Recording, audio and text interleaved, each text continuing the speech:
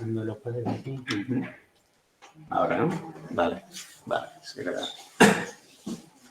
Bueno, realmente quizás la ecografía sea la técnica de imagen que más multidisciplinar se ha hecho, ¿no?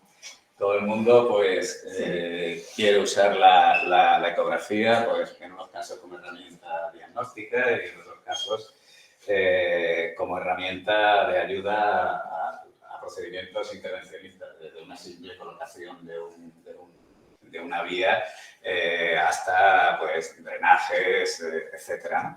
Pero esto realmente no siempre ha sido así, ¿no? Cuando empezó la ecografía, allá cuando yo hacía prácticas en cuarto y esto por el año 1980, pues la ecografía era estática, ¿no? Es decir, que eran secciones, más o menos de forma tónica, ¿no? Donde pues tú veías las estructuras pues como en una foto, ¿no? Bueno, ya se devanaban los sesos los radiólogos, ¿no? Estableciendo patrones de coleritiasis, etcétera, etcétera, etcétera. Yo veía aquello y también veía esos estudios de tránsito y de enemas opacos interminables, o cómo maltrataban a los pobres pacientes poniéndolos en tren de Lemberg para hacer mielografías y tal, y me dije que yo no sería radiólogo nunca. Afortunadamente, la radiología ha avanzado, ha cambiado, ¿no? Y yo también cambié de opinión y me hice radiólogo, ¿no? Bueno, la ecografía, como hemos comentado, pues es una exploración muy accesible, ¿no? Es una exploración dinámica, ¿no? Por lo cual, bueno, estamos viendo las estructuras en vivo, ¿no? Y podemos combinar la exploración física que todos vosotros realizáis con la exploración con el transductor, ¿no? Es decir, valorar signos que normalmente lo valoramos con la exploración física, ¿no? Pero tiene también sus inconvenientes, ¿no? Es una exploración operador dependiente, es una exploración que en cierto modo puede verse limitada por las características somáticas del paciente, por la mayor o menor movilidad que tenga el paciente, por la presencia de gas, etc. También es una prueba en la que obtendremos mayor rentabilidad diagnóstica si tenemos una orientación clínica muy concreta, ¿no? Esto que se pide muchas veces, dolor abdominal, ecografía. Bueno, ahí la rentabilidad es muy baja, ¿no? En cambio, si decimos, oye, dolor en hipocondrio derecho, con esta clínica, con esta analítica y tal, ¿no? Ahí la ecografía realmente va a dar su máxima rentabilidad diagnóstica, ¿no? Y luego también hay que tener en cuenta, pues, la técnica de la exploración, ¿no? Tenemos que ser cuidadosos, seleccionar adecuadamente la sonda que nos va a permitir tener mejores imágenes, ¿no? Vamos a centrarnos en el primer aspecto, que es la patología hepatobiliar, ¿no? Siempre, siempre, siempre la exploración inicial en un paciente con dolor agudo en hipocondrio derecho no traumático debe ser la ecografía, ¿eh? Ya sabéis, el paciente pues lo exploramos en decúbito supino y en decúbito lateral izquierdo hacemos abordajes subcostales, intercostales, pedimos al paciente que colabore haciendo inspiraciones profundas y más o menos mantenidas para que el diafragma descienda y poder tener una mayor ventana de visualización del hígado y de la vesícula y las ciliares, ¿no? Y al ser, lo que decíamos, una técnica dinámica, pues nos permite realizar compresiones, desplazar el gas intestinal, valorar la respuesta al dolor, ¿no? El llamado Murphy ecográfico. La colecistitis aguda es la causa más frecuente de dolor en hipocondrio derecho, ¿no? No tengo que deciros que consiste en una inflamación de la pared vesicular con grados variables, ¿no? De necrosis e infección. Y en la mayoría de los casos es debido a una causa obstructiva, ¿no? El cálculo, pues, se encalla ahí en el cístico, ¿no? Y condiciona un incremento de presión y los cambios subsiguientes, ¿no? Hay factores predisponentes, ¿no? Ya lo conocéis, la obesidad, la edad avanzada, el embarazo, la diabetes y, sobre todo, en vuestro ámbito, en el paciente crítico, pues son más frecuentes las colecistitis alitiásicas y también las colecistitis, como veremos, enfisematosas, ¿no? También en el diabético, ¿no? Hablamos al principio de que los criterios clínicos son importantes. En el diagnóstico de la colecistitis aguda, pues se llegó a una serie de consensos. El último que se revisó, me parece que fue en el año 2018, que son los criterios de Tokio, ¿no? Donde agrupan pues, criterios que son básicamente clínicos, ¿no? Como es el signo de Murphy y la masa, dolor o defensa en el hipocondrio derecho, ¿no? Signos de afectación sistémica, ¿no? Fiebre, PCR elevada, leucocitosis y los hallazgos de imagen, ¿no? Que, bueno, ya veremos exactamente pues, cuáles son, ¿no? Tendremos un diagnóstico de sospecha cuando incluyamos un criterio del grupo A y un criterio del grupo B, y el de certeza, pues un criterio del grupo A, otro del grupo B y la imagen en este caso, pues por ecografía.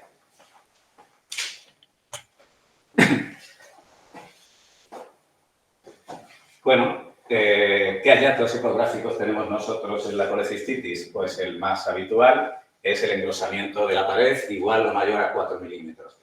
Pero este engrosamiento debe de tener unas características, que se trate de un engrosamiento estratificado, ¿no? Donde veamos áreas más ecogénicas alternando con áreas de menor ecogenicidad, ¿no? Es lo más característico de la colecistitis, ¿no? Otros hallazgos que podemos tener, pues es la presencia de litiasis, la presencia de barro biliar. El Doppler nos ayuda, ¿no? Viendo que esas paredes engrosadas pues tienen un incremento de la vascularización en el Doppler color. Por supuesto, el Murphy ecográfico, el aumento de tamaño de la vesícula. Hablamos de hidrox vesicular cuando el diámetro longitudinal de la vesícula alcanza los 10 centímetros y el transverso llega a los 4,5 centímetros, ¿no? Y la presencia a veces de líquido perivesicular, pero siempre el criterio fundamental es el engrosamiento de la pared con ese aspecto estratificado y con el Murphy ecográfico, ¿no? Variantes y complicaciones, ya lo hemos comentado antes, la colecistitis enfisematosa o gangrenosa, donde lo característico pues, es la presencia de este gas en la pared, ¿no? Que observaremos como áreas ecogénicas mal definidas, con una sombra acústica posterior también mal definida, a diferencia de la sombra acústica posterior que nos dan las litiasis, ¿no? Aquí veis pues, también un engrosamiento importante de las paredes con gas y estos artefactos por reverberación o incluso, en este caso, también la presencia de gas en la vía biliar, ¿no? La presencia de aerobilia. Ya decíamos que estas formas de colecistitis pues, son más frecuentes en diabéticos y en el paciente crítico, ¿no? El TAC, pues como siempre, pues, nos puede definir muchísimo mejor la presencia de gas en la pared, ¿no? Aquí veis arriba a la izquierda, pues este TAC donde vemos gas que diseca pues, toda la pared de la vesícula con un contenido denso y además en este caso vemos como hay gas extra parietal que nos indica la presencia de perforación, ¿no? Vemos también un aumento en la densidad de la grasa que corresponde a estos fenómenos inflamatorios peritoneales, ¿no? La radiología simple, pues, bueno, a veces también nos puede orientar, ¿no? En este caso vemos la presencia de esta masa con gas en sus paredes, ¿no? En la ventana de pulmón, pues, resulta mucho más evidente, ¿no? La presencia de gas en la vesícula, ¿no? A veces el proceso inflamatorio evoluciona y puede producir un absceso vesicular, ¿no? En el parénquima hepático fundamentalmente, ¿no? Veremos en la ecografía pues, áreas de menor ecogenicidad en el parénquima del segmento 4, que es el que rodea básicamente a la vesícula, ¿no? Y cuando se produce una perforación, pues pasamos de una vesícula distendida a una vesícula que se colapsa y con gran cantidad de líquido perivesicular. Pero no todo el engrosamiento de las paredes corresponde a un proceso inflamatorio. Tiene que haber una química acompañante, ya lo decíamos anteriormente, y unas características, ¿no? Cualquier proceso inflamatorio adyacente, bien sea una hepatitis, bien sea una pancreatitis, puede condicionar un engrosamiento de las paredes vesiculares. Los pacientes con insuficiencia cardíaca congestiva que puedan tener ascitis, en general cualquier causa de ascitis siempre asocia pues engrosamiento de las paredes vesiculares. Y luego hay una serie de patologías intrínsecas de la vesícula, no necesariamente inflamatorias, que asocian engrosamiento de las paredes. La colecistitis crónica, xantogranulomatosa, la adenomiomatosis, que es una macromatosis de la pared de la vesícula, donde se produce una hipertrofia de la musculatura lisa y de la mucosa. La colesterolosis, que son depósitos de cristales de colesterol en la vesícula, todas ellas son causa de engrosamiento de la pared vesicular y no debemos de pensar en colecistitis, salvo que tengamos, lo que decíamos, los otros criterios establecidos en Tokio. La adenomiomatosis, pues es esto, un engrosamiento más o menos irregular, a veces con pequeños focos de colesterol de toda la vesícula. Por supuesto, no habrá MURPhy ecográfico, ¿no? O los cálculos o los depósitos de colesterol que nos dejan estos artefactos típicos así, son pequeños focos ecogénicos en la pared con estos artefactos en cola de cometa. La presencia de ascitis, de la causa que sea, siempre va a asociar un engrosamiento de las paredes vesiculares o formas inflamatorias más crónicas como la colecistitis xantogranulomatosa, que muchas veces es indistinguible del carcinoma de vesícula. Los grados y manejo terapéutico, esto también, pues, también se establecieron en Tokio. ¿Y dónde entramos nosotros? Pues nosotros básicamente en el grado 3, cuando son pacientes ya con una afectación importante del estado general o que tengan alguna contraindicación quirúrgica, y en estos casos pues la actuación debe ser la colecistostomía percutánea urgente y ya la cirugía pues diferida, ¿no? En el grado 2 ahí varía un poco entre centros, ¿no? Hay sitios donde realmente van a cirugía urgente y otros donde se realiza una colecistostomía y luego pues se le hace la cirugía reglada, ¿no?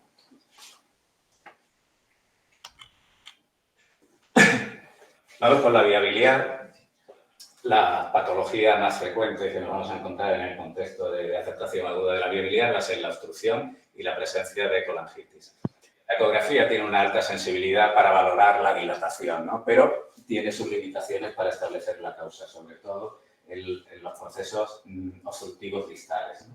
Cuando una litiasis se sitúa en el colédoco distal, pues muchas veces nosotros no lo vemos. Sí que vemos claramente la dilatación de la vía biliar intrahepática y sí que vemos la dilatación del colédoco proximal. Si hay una litiasis en el colédoco proximal, evidentemente será fácil establecer la causa. Pero en la mayoría de los casos hay que recurrir a la colangioresonancia para determinar la causa de la obstrucción, ¿no? En este caso vemos una clara litiasis en el colédoco distal que condiciona pues, una dilatación de la vía biliar intrahepática y del colédoco también, ¿no? Los criterios diagnósticos también se establecieron en Tokio de la colangitis, lo conocéis y no voy a entrar mucho más en ellos, ¿no? Y en el manejo, pues exactamente lo mismo. Aquí no tenemos la posibilidad de hacer CREC y, bueno, que sería el manejo ideal para estos pacientes, ¿no? En muchos casos, pues, bueno, en muchos casos no, siempre hay que derivarlos.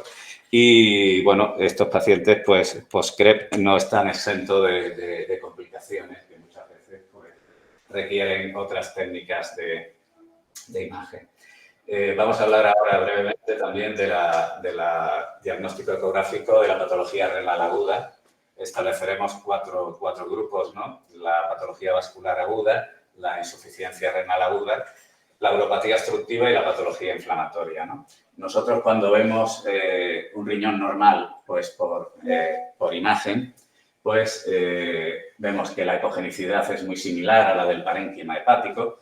Podemos establecer una diferencia entre las zonas medulares, que son... Esto tiene poca luz. Entre las zonas, las pirámides medulares, que son discretamente más hipoecoicas, y el córtex, que tiene una mayor ecogenicidad, ¿no? Y el seno renal, que es lo más ecogénico, que estaría en la zona central. Normalmente no vemos dilatación de la vía excretora. Por tanto, un riñón normal pues, tendrá una ecogenicidad similar a la del parénquima hepático y podemos establecer lo que llamamos la diferenciación córtico-medular, ¿no? La patología vascular aguda, quizás la que veamos, no es muy frecuente, pero de las que vemos, la más frecuente sea la trombosis de la vena renal, ¿no? ¿Cuál es el aspecto orográfico de un riñón donde se ha producido una trombosis? Pues es un riñón aumentado de tamaño y normalmente con aumento difuso de la ecogenicidad. En el estudio Doppler pues veremos ausencia de flujo venoso y un incremento de resistencia del espectro arterial, ¿no? Que normalmente es de baja resistencia. Al producirse el edema intersticial, pues aumenta esta resistencia al flujo, ¿no? La patología vascular aguda también puede afectar a las arterias y producir una oclusión, ¿no? Pues veremos, en este caso hay una oclusión de una polar superior y vemos ausencia de flujo en el estudio Doppler y en el angioTAC y en el DIVAS pues vemos la oclusión completa y la necrosis del parénquima renal que estaba irrigado pues por esta estructura arterial. En la insuficiencia renal aguda, la imagen ecográfica nos puede orientar hacia descartar la presencia de una patología obstructiva, la afectación vascular, como hemos visto, y sobre todo lo que veremos es o bien ectasia por el proceso obstructivo o una alteración en la ecogenicidad del riñón, ¿no? Cuando se produce pues, una necrosis tubular aguda, masiva, o una trombosis de la vena renal, ¿no? Pero fundamentalmente aquí lo que nos interesa más es descartar la causa obstructiva, porque sería la que tiene un manejo más urgente y más directo, ¿no? Las causas obstructivas generalmente están relacionadas con la presencia de litiasis, ¿no? Las litiasis, pues, se suelen enclavar en zonas muy concretas, ¿no? Casi siempre en la unión piel-ureteral, en el cruce del uréter con los vasos ilíacos y a nivel del meato ureteral. Una vez más, nos pasa lo mismo que con la vía biliar, ¿no? La ecografía detecta la dilatación, pero a veces no detecta la causa, sobre todo si la litiasis está en una zona que no es la proximal o que no es la distal. Por eso muchas veces recurrimos al uroTAC o al TAC simple para ver realmente la situación y el tamaño de esa litiasis. Nosotros hablamos de grados de dilatación pielocalicial, ¿no? En el grado 1, pues únicamente existe dilatación de la pelvis y los infundíbulos y los cálices tienen su morfología normal, ¿no? En el grado 2 ya los infundíbulos están dilatados, pero todavía los cálices conservan su convexidad, su concavidad, normal, ¿no? Ya en el grado 3, pues vemos una dilatación de la pelvis, de los cálices, y vemos cómo los cálices se vuelven convexos, ¿no? Se vuelven redondeados, ¿no? El grado 4 hay ya una atrofia del parénquima, hay una repercusión sobre... Es una técnica muy accesible, es una técnica dinámica, pero operador dependiente. Es esencial la orientación clínica, porque si no, la rentabilidad de la exploración disminuye considerablemente, ¿no? Y presenta limitaciones fundamentalmente para determinar el nivel de la obstrucción, cuando estamos bien ante una patología obstructiva de la vía biliar o ante una patología obstructiva urinaria. Y el principal avance con respecto a aquellas imágenes estáticas es que gracias a ser una técnica dinámica nos permite solucionar problemas, bien mediante la colocación de catéteres de drenaje, bien como ayuda a la canalización de vasos profundos, bien venosos o arteriales, ¿no? Y, bueno, pues, en principio, es algo que os quería pasar. Muchas gracias. Bueno.